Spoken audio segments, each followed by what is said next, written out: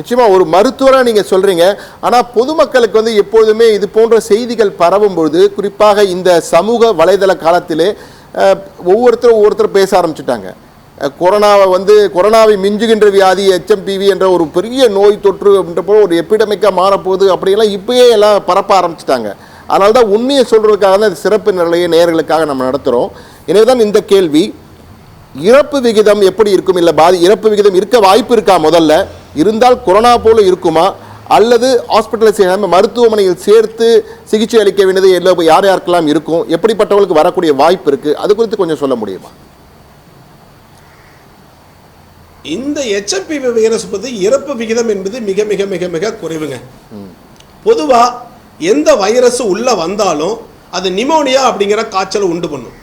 அந்த நிமோனியா யாருக்கு வருதோ அவங்களுக்கு தான் மிகப்பெரிய ஆபத்து இருக்கும். குறிப்பாக அந்த ஒரு வயசுக்கு இருக்கக்கூடிய குழந்தைகளுக்கு வந்து இந்த காய்ச்சல் வரும் பொழுது என்ன பண்ணணும் அப்படின்னா, இதை கண்டுக்காமல் விட்டுட்டோம்னு வச்சுக்கோங்க. இப்போ மருத்துவரை பார்க்காம விட்டுட்டோம், இல்லைன்னா நிறைய பேர் என்ன பண்ணுவாங்க, மருந்து கடையில் போயிட்டு ஒரு சிரப்போ ஒரு மாத்திரையோ வாங்கி போட்டுக்கிட்டு ஒரு 2-3 நாள் கழித்து டாக்டர்கிட்ட கூட்டிகிட்டு போவாங்க. அது போன்ற தவறுகளை தான் நம்ம பண்ணக்கூடாது. ஆக குழந்தைகள் பார்த்தீங்கன்னா, இப்போ குழந்தைகளை எல்லாரும் ஊட்டச்சத்து உள்ள குழந்தைகளாக நல்ல ஆரோக்கியமுள்ள குழந்தைகளாக இருக்க மாட்டாங்க. சில லோயர் சோசியோ எக்கனாமிக் ஸ்டேட்டஸ் நம்ம நாட்டில் அதிகமாக இருக்குது. வறுமை கோட்டுக்கு கீழே இருக்கிறவங்க நிறைய பேர் இருக்கிறாங்க. அப்போ அவங்களுடைய குழந்தைகள் எல்லாம் இந்த புரோட்டீன் மால்நியூட்ரிஷன் என்று சொல்லக்கூடிய புரதச்சத்து குறைவாக இருக்கக்கூடிய குழந்தைகள் அதிகமாக இருந்துச்சு அப்படின்னா அவங்களுக்கு எதிர்ப்பு சக்தி குறைவாக இருக்கும்.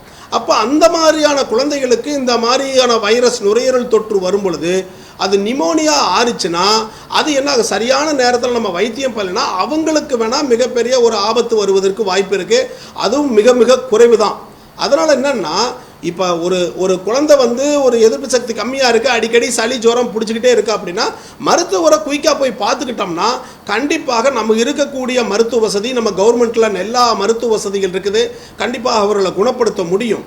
ஆக இது ஒரு கொரோனாவை போல, ஒரு SARS-CoV-2 என்ற வைரஸ் போல இதை கண்டு நம்ம அச்சப்படவே தேவையில்லை. அப்படி தான் நான் சொல்கிறேன்.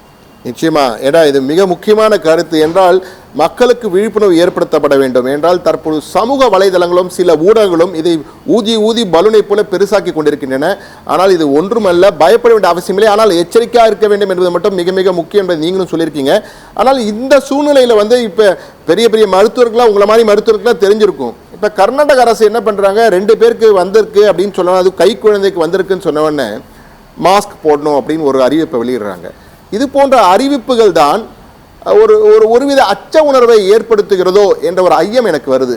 அதனால் உங்களுக்கு இந்த கேள்வி உங்க முன் வைக்கிறேன். இது சரியான அணுகுமுறையா? ஏன்னா ICMR ஸ்பெஷல் அட்டென்ஷன் கொடுக்குறாங்க, அவங்க ஒரு அறிக்கை வெளியிடுறாங்க.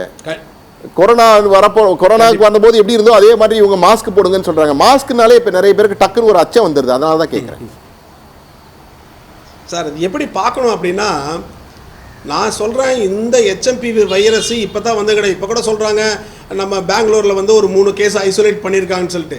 நம்ம ஜென்ரலாகவே வைரஸ்னால வரக்கூடிய தொற்றுகளை வியாதிகளை நம்ம டெஸ்ட் பண்ணுறதே கிடையாதுங்க. அப்படி பண்ணால் லட்சக்கணக்கான டெஸ்ட்டு பண்ணிக்கிட்டே இருக்கணும். ஜென்ரலாக டெஸ்ட்டே பண்ண மாட்டோம். ஏன் பண்ண மாட்டோம் அப்படின்னா, வைரஸ் என்கிற நோய் வந்து ஒரு 7 நாள் தான் இருக்கும். 7 நாள்லேருந்து 10 நாள் உடம்புல இருக்கும், அங்கே சரியாக போயிடும். நிறைய பேத்துக்கு பார்த்துங்க, இப்போ வந்திருக்கக்கூடிய நிறைய இருமல் சளியும் நீங்கள் பார்த்தீங்கன்னா 2 நாள் 3 நாளோட போகிறதில்ல, குறைஞ்சது 1 வாரத்துக்கு மேலே இருக்கும். ஒரு இருமல் இருந்துக்கிட்டே இருக்கும், ஒரு தொண்டை இருந்துக்கிட்டே இருக்கும். ஏன் HMPV-ஆக இருக்கக்கூடாது? இருக்கும், நம்ம டெஸ்ட் பண்ணுறதில்ல. பொதுவாக வந்து வைரஸ் நோய்களை வந்துச்சுன்னா நம்ம டெஸ்ட் பண்ண மாட்டோம். ஏன்னா அது ஷார்ட் லிவ்டு, குறுகிய காலத்திலே இருந்து நம்மை விட்டு விலகிவிடும் என்கிற காரணத்தினால் நம்ம அதை டெஸ்ட் பண்ணுறதில்ல. அதுவும் முக்கியமாக ஒன்று சார். இந்த வைரஸ் நோய் வந்துருச்சுன்னா நம்ம எப்படி பாதுகாக்கிறது அப்படிங்கிறதான் கேள்வி.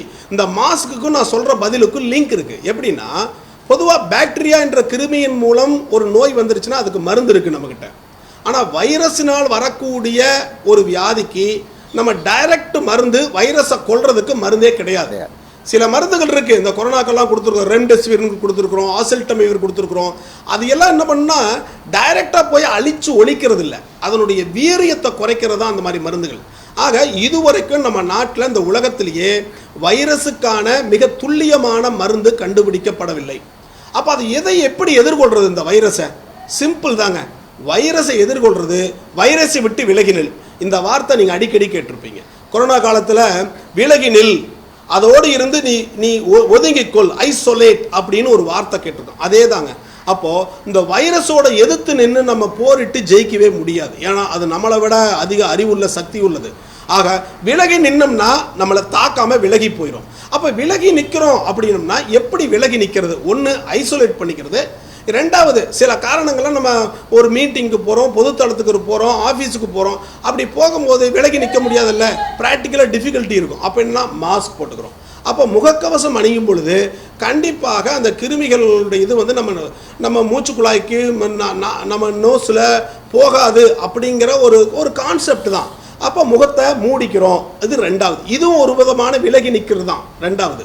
மூன்றாவது, ஏதாவது நம்ம தொட்டுட்டோம் வைரஸ் இருக்கக்கூடிய அந்த உமிழ்நீர்கள், ரெண்டாவது திரவங்களை யாராச்சும் பேசுகிறாங்க, இருமுறாங்க, தும்முறாங்க, அதனுடைய நீர் திவளைகளை நம்ம மேலே பட்டுருது, வேற எங்கேயா பட்டுருனா தெரியாமல் நம்ம கை வச்சிட்டோம்னா அதன் மூலம் நம்மளுக்கு முகத்தை வைக்கும்போது போயிடும். அப்படின்னா கைகளை சுத்தமாக கழுவுன்னு சொல்கிறோம். அப்போ இது எல்லாம் எப்படி சொல்கிறோம் அப்படின்னா, இந்த வைரஸிலிருந்து விலகினில் என்கிற ஒரு அடிப்படையான கருத்து அதிலிருந்து தான் நம்ம பண்ணுறோம். அப்போ எவ்வளோ நேரம் விலகி நிற்கணும் அப்படின்னா குறுகிய காலம்தான். எப்படின்னா ஒரு 4 நாள் 5 நாள். நீங்கள் வெளியே போகிறீங்க, ஒரு கூட்டமாக இருக்கிற இடத்துக்கு போகிறீங்க, ஒரு பஸ்ஸில் போகிறீங்க, ரொம்ப காற்றோட்டம் இல்லாத பகுதியில் நிற்கிறீங்கன்னா ஒரு மாஸ்க் போட்டுக்குங்க. அப்போ மாஸ்க் போடுறது அப்படின்னா அச்சத்திற்காக அல்ல. முதல்ல சொல்கிறேன், மாஸ்க் போட்டால் வியாதி இருக்கிறதா மாஸ்க் போடல சார். இப்போ பொதுவாகவே ஜப்பான்லாம் பார்த்துட்டிங்கன்னா, பொதுவாகவே ஜப்பான்காரன் வெளியே வந்தானாவே மாஸ்க் போட்டு தான் சார் போகிறாங்க ஒரு ஆஃபீஸுக்காகவே. இது கொரோனா காலம்னு இல்லை, இந்த வைரஸ் வரக்கூடிய காலத்தில் இல்லை, நார்மலாகவே அவங்க ஹேபிட்டாக மாற்றிக்கிறாங்க. ஏன்னா இந்த உலகம் மாசு அடைஞ்சுக்கிட்டே இருக்கு. மாசு அடைதல் அங்க அதிகம் இருக்கு, அதுக்காக ஜப்பான்ல போடுறாங்க சார். ஆனா நம்ம ஊர்ல மாஸ்க் போட்டாலே என்னென்ன ஒரு பிரச்சனை, மாஸ்க் போட்டாலே அவருக்கு ஏதோ இருக்கு அப்படி விலகி போகணும், மாஸ்க் போட்டவர்களை பார்த்து விலகி போகணும் ஒரு அச்ச உணர்வு இந்த கொரோனா வந்து விதிச்சுட்டு போச்சு. மனசுக்குள்ள எல்லாருக்கும் அந்த பயம் இருக்கு. அதனாலதான் கேட்கிறேன். அதுதான் தவறான புரிதல். அப்போ ஒரு மாஸ்க் போட்டாவே அவனுக்கு வியாதி இருக்குது, இல்லை அவன் வந்து அவனுக்கு ஏதோ ப்ராப்ளம் இருக்குது அப்படிங்கிற புரிதல் நம்ம புரிஞ்சிருக்கிறோம். அந்த புரிதலை தான் எடுத்து போட்டணும். ஒருத்தர் மாஸ்க் போடுறாங்க அப்படின்னா அது வந்து இந்த ஒரு டஸ்ட்னாலேயோ இல்லை வைரஸ்னாலேயோ ஒரு பாதுகாப்புக்காகத்தான் அவன் மாஸ்க் போடுறாங்க அப்படிங்கிற புரிதல் நம்மளுக்கு வரணும். அது நீங்கள் தான் ஏற்படுத்தணும்.